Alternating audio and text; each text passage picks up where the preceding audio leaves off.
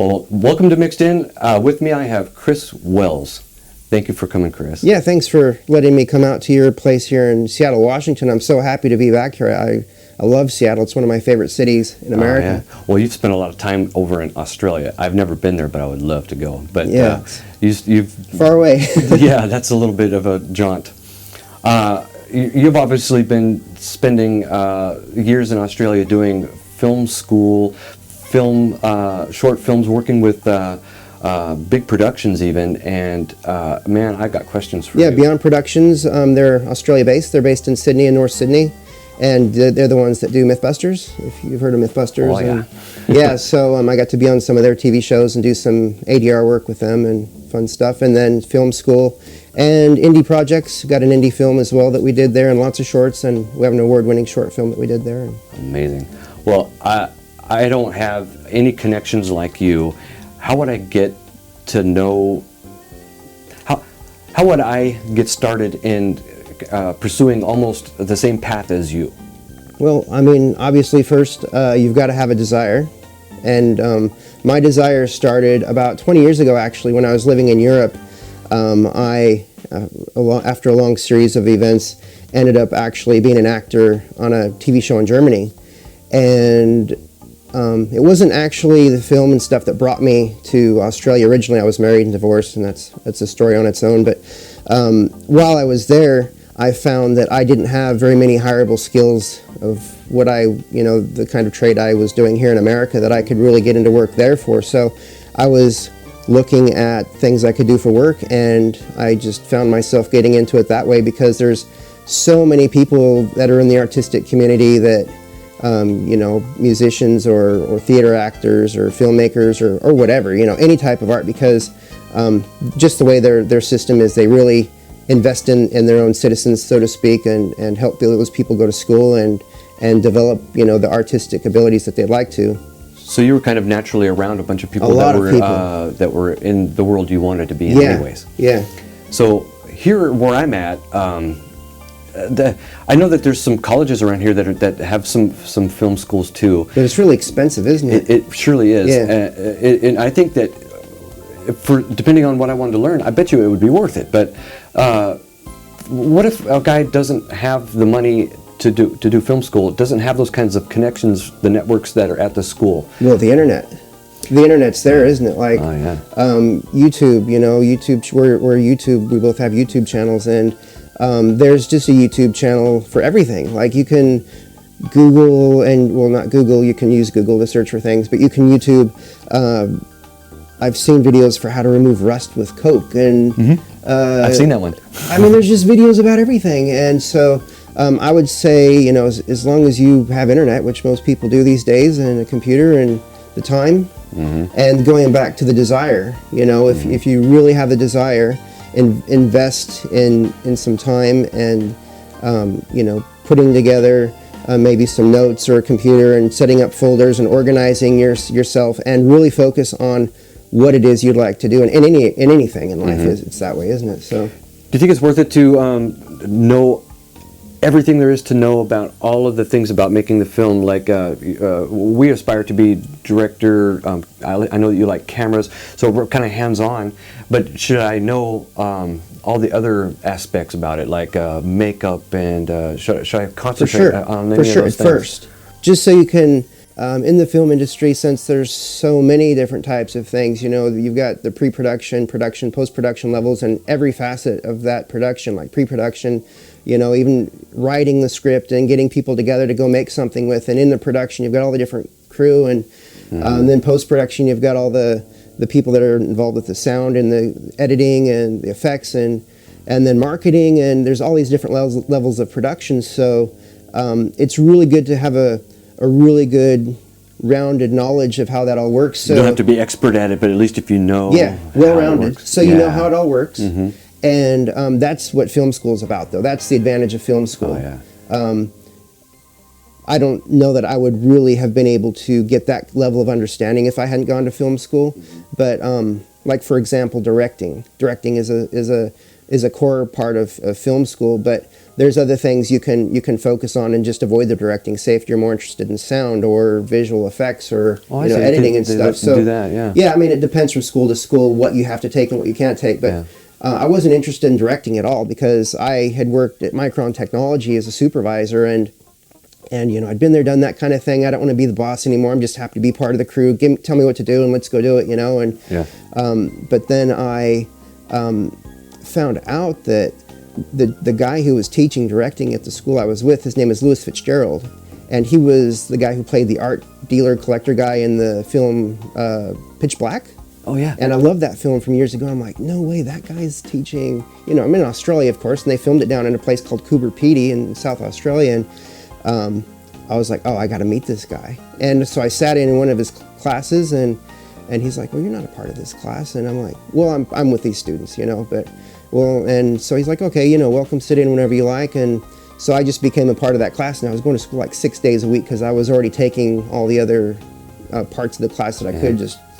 Yeah, but anyways, long story short, loved working with the guy. I got to shadow under him a lot, and you changed your mind that it changed my mind about directing totally. Yeah, I love directing after that because I saw a need. I saw a need where if you've got the natural ability to kind of on the fly think of creative solutions for problem solving, that's director material. That's what directing is, because when you go out and you're shooting stuff, you're going to have everything in the world going up against you. You're going to have people not show up. You're going to have people get sick. You've got to look out for accidents. You've got to, safety issues. You've got weather. You've got millions of things that could. So you're multitasking and problem solving and all that. You got to be on the fly. Plus, you've got to direct. You've got to watch. The way the actor's holding their props, if they're using their props properly, or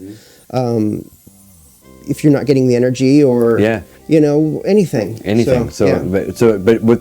So how long does that take to master, do you think, or does anybody ever master it? I wouldn't know, because I'm not even anywhere near that. I'm barely scratching the surface. But you're eager to keep going. I've done my own little productions, wrote my own scripts, and gone out and shot them with people, and it's a learning experience for them, learning experience for me. I obviously haven't gone out with the script and gone out with some big, huge actor, and directed them yet. So we're just learning at the same level. So if you did, would that be nerve-wracking, the fact that the guy is already famous, do you think? I know that the opportunity wouldn't be there at my level, because they wouldn't, their time is money, you know, and they'd be wasting their time if you could, would you want to direct somebody big like... well, yeah, I mean, eventually, once I've crossed that threshold and earned that right, If you could direct... here's a question that we didn't talk about before, so if you don't want to answer it... No, that's right, yeah. But if you could redirect a movie, what would you redirect? Wow. Well, I'm the biggest, one of the biggest fans of Star Wars. I mean, I've loved Star Wars since I was 4, and I know they were under like huge budget restraints and time restraints and stuff. But if I could go back in time and I know like every frame of like A New Hope, because I've seen it so many times over the years since saw it when I was like 4 or 5 years old, and they've got these websites where they show all the mistakes. I've seen it so many times where I've actually caught mistakes where they're not even on the internet. Yeah. And, oh wow. And every time I watch the film, they're just there's that again, and I can't miss it, Yeah, all these continuity errors and things like that. But maybe Star Wars just for that, because Star Wars is such it's going to be immortal forever. It's like Bach and Beethoven. 400 years from now, people are still going to be, I think, people are still going to be loving Star Wars just as much as they do now. So I don't think it'll ever die. Yeah. I mean, there is a couple movies, the whole with some people didn't like episodes 1, 2, and 3.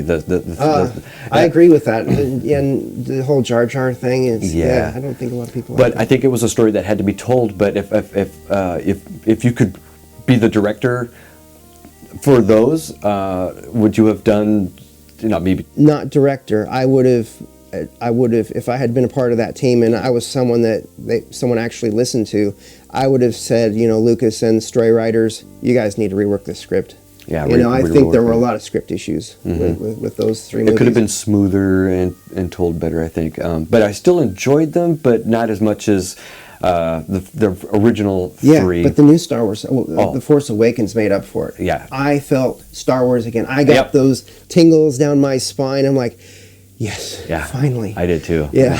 I did too. It was amazing. I'm glad that they did that, and I'm looking forward to the next new ones. ones, yeah. Oh, it's going to be great. So, Chris, how do I get some of my people to help me, like you've gotten people to help you, your network, your connections? What advice could you give me that was successful for you? Well, what I did first was there's a website called meetup.com, and I'm not representing these people or nothing. Okay. I'm just a very happy customer with them. Meetup, just meetup.com. Okay. And it's international. I've seen they have, people join it in America and in Sydney. It's very popular.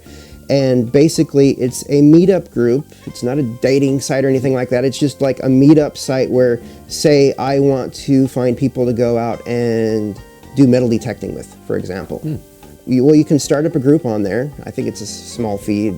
It's not much. And people will like randomly log into it, and they can kind of select by groups by area and stuff, and they'll just see it, and they'll be like, oh, well, that sounds interesting. I have a metal detector. I don't really know how to use it, so I'll go with these people and we'll go figure out how to do it together. Okay. And so for my purposes, I was in Sydney doing acting, and I was like, well, I'd like to have maybe some more acting opportunities. So maybe I'll just get together with people who are interested in filmmaking and maybe get a crew going and other actors, and it took off. I set up the little page in there, and within 10 days, I think we had 80 people sign up to the group. And I set it up when I was in America, knowing I was going to be flying back to Sydney. And by the time I got back to Sydney, like a couple weeks later, I got with the group and I put together time and place to meet, and we had like over 100 people show up. And I was just kind of like, and there were people of all levels, brand new, just interested they've worked on TV shows, and they're just looking for more gigs, more work, more experience, more whatever. Exposure, whatever. Yeah, and I created it with the angle, let's get together and make a movie. I wanted to call it Let's Make a Movie, but they already had a group called that in Florida, I think, so I called it Let's Create a Movie. Okay. And it turned out to be LCAM, LCAM, Let's Create a Movie. So CAM got in there, it made sense for filmmakers. And basically, I took my previous experience in supervising at Micron, and I was able to kind of break it down into phases. And we had like we broke the group into subgroups to people who are interested in acting. We'll work on the Meisner's technique or other Stanislavski or whatever techniques to practice acting. And the gear guys, we got together and we had gear days, and we compared who had what tools, and then we thought of things we could go shoot with. And then we had a little sub part of that group for writers. So it was a got everything. We had everything, so we could create from within. We would write, and then we'd go out and take the scripts, and then we would shoot the scripts, and then we had stuff. So this is totally indie, and nobody paid a thing.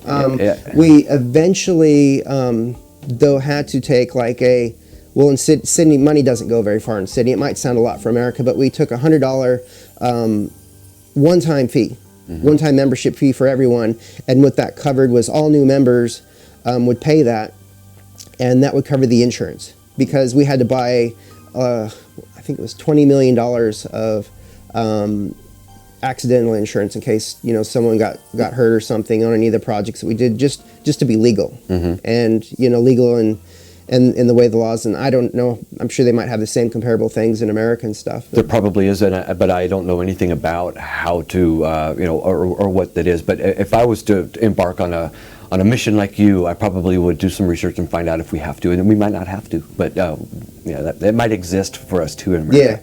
Yeah, especially, or at least you want to have some kind of, there needs to be agreements, with legalities. If you've got people that are coming on and writing, and you're going to do, be shooting stuff that they work on.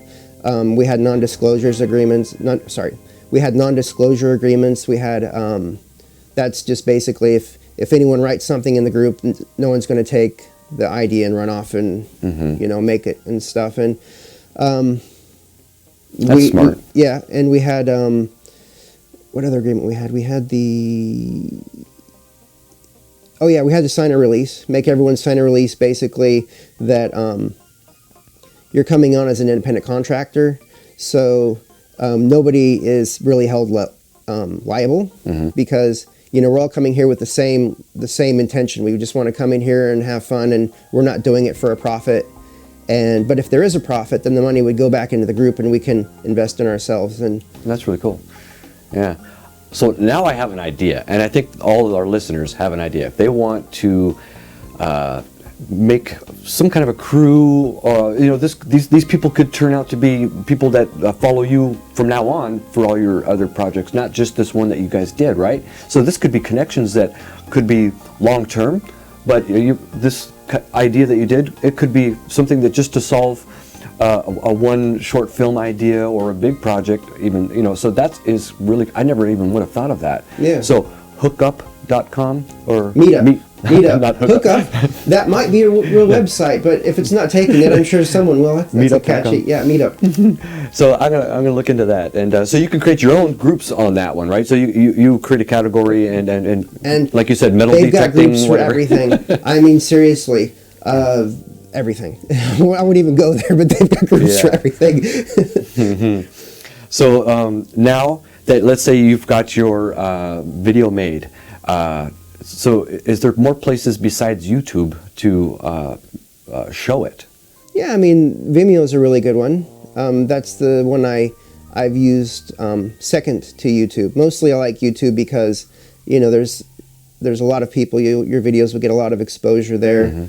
But Vimeo is good if you want to preserve the quality. You can and you can get the subscription and preserve even higher quality and upload even higher data limit, videos. Yeah. But yeah, Vimeo is really good, and I don't think I've really used any other website besides those two for my videos. So should I pursue like film festivals? Should that be my goal? Most definitely.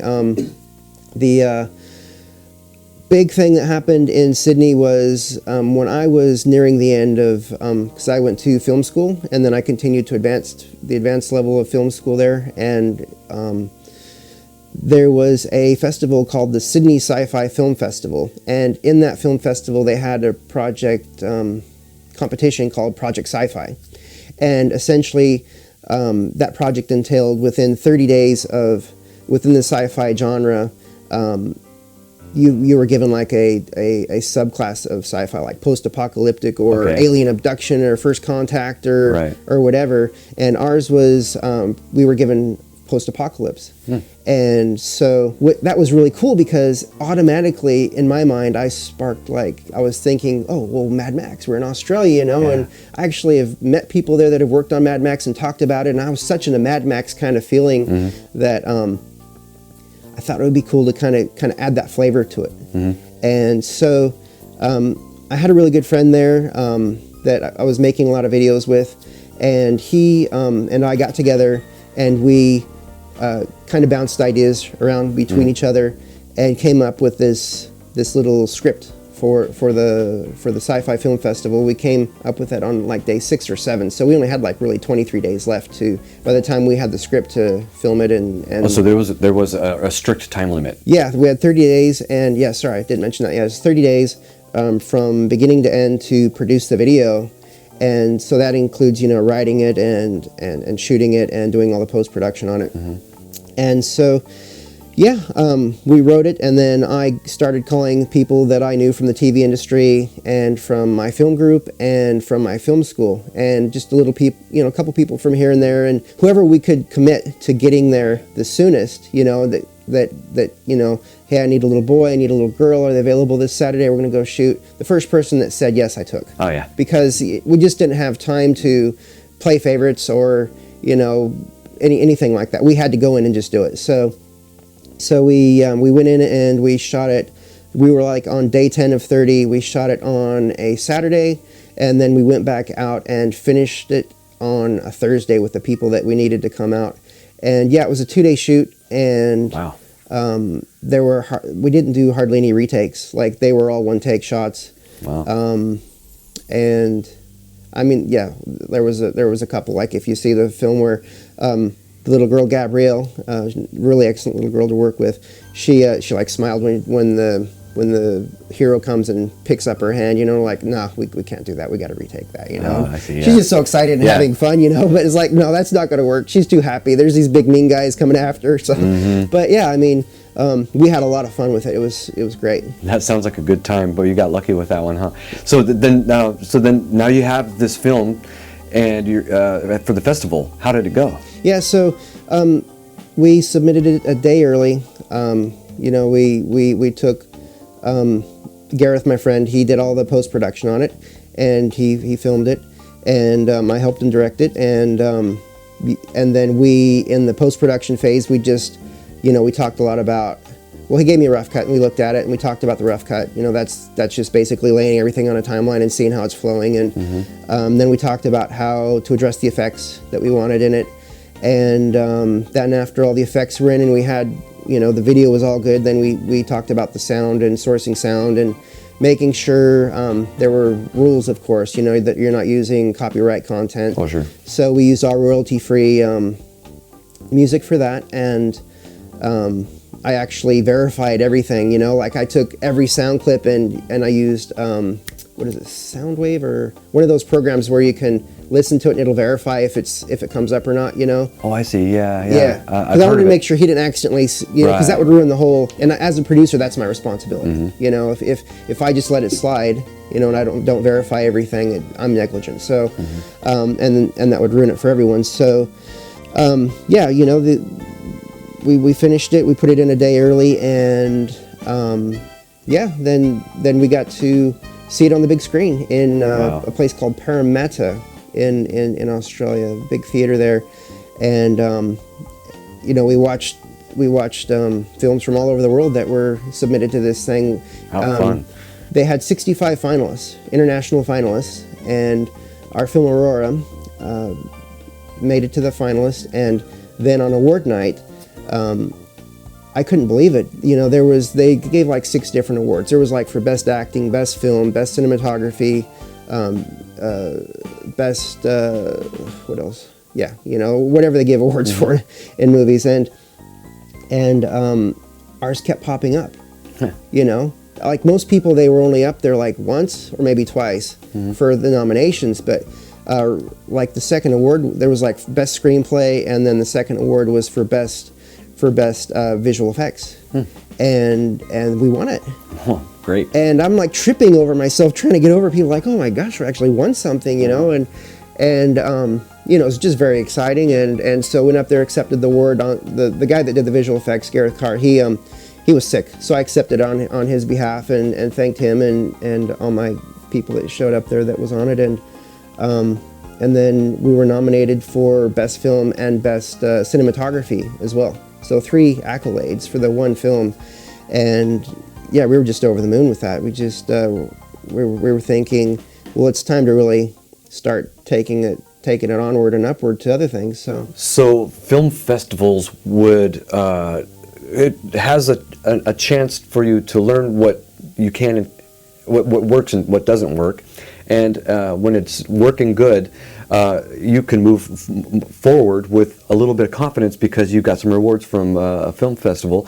A lot of people might know your name now at this point when you want to make something else. To be, oh yeah, Chris Wells production. Well, the last thing I saw was great. Yeah, in Sydney that happened. Like I would go to places and I would meet an actor and they would say, "Oh, you're Chris Wells," and I was like, "Yeah, how do you know my name?" It's like, "Oh, well, just from so and so talking about this film or whatever." And it's kind of a neat feeling because it shows that you're starting to get recognition for your work, and it kind of helps fuel wanting to take that energy into other projects. So, I think we're in the Northwest here by Seattle, and I'm not certain, but I think there's film festivals that happen in this area. But I know for sure in California, and if it's only in California, that's a long ways to go to show our film, but it might be worth it. But one from Idaho, and I've seen in Boise they do festivals. Yeah, so I'm sure Seattle has a big. I'm just not aware of it, but I'm going to start thinking about making a short film and have it be seen at a festival. But even if you live in a small area, don't restrict yourself because you've got the internet, and there are festivals happening all over the planet. Like there could be, I get invites to submit stuff to Scotland. You know, like wow. you know, maybe put your video in our festival in Scotland, and they want people to, because there's a fee. It's like 35, 65, whatever. You pay them that fee, then that helps them hire out the venue for showing the films, and then a portion of that probably will go to a small cash reward to you know, pay the people that so it's worth it to everybody. Yeah. Well, that's awesome. Well, I think that I have questions that could last us all weekend, but I think I'm gonna wrap it up here. Thank you very much for all your information, Chris, and thanks for coming on the show.